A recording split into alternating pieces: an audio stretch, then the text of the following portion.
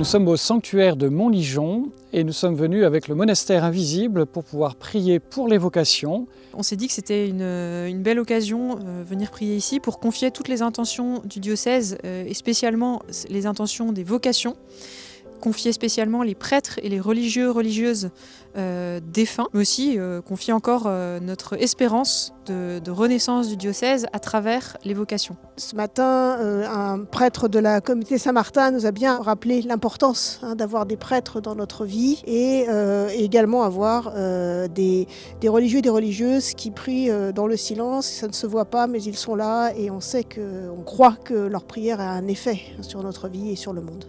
Le monastère invisible, c'est une grande communion, une grande fraternité de prières entre personnes qui ne se connaissent pas forcément, mais qui appartiennent tous à ce diocèse. C'est un ensemble de paroissiens, diocésains, de baptisés, prêtres religieux ou de baptisés tout simplement, qui prient et qui ont le désir de prier pour les vocations. Chacun prie à son rythme, c'est ce qui m'a fait au départ rejoindre ce groupe parce que je trouve que c'est extrêmement pratique. Je pense pas aux mères de famille qui ont souvent des rythmes de vie assez compliqués.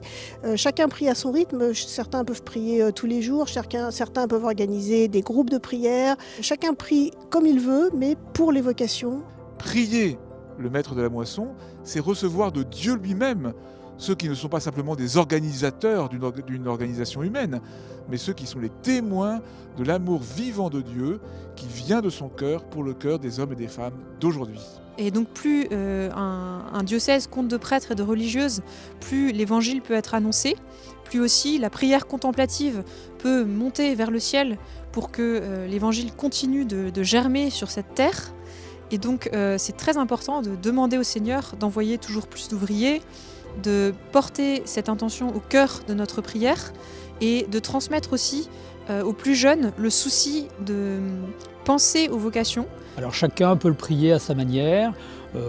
Moi ce sera un chapelet, d'autres ce sera un Je vous salue Marie, d'autres ce sera juste la prière que notre évêque nous a écrite il y a peu.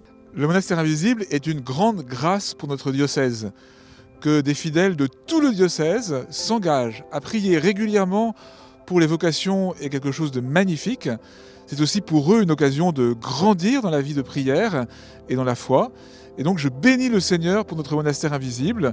Je souhaite qu'il se développe et qu'il porte toujours davantage de fruits. Et c'est pour ça que l'on appelle un monastère, parce que c'est une communauté de personnes, mais invisible parce qu'ils ne se retrouvent rarement, sauf une fois par an où nous nous retrouvons avec un événement particulier.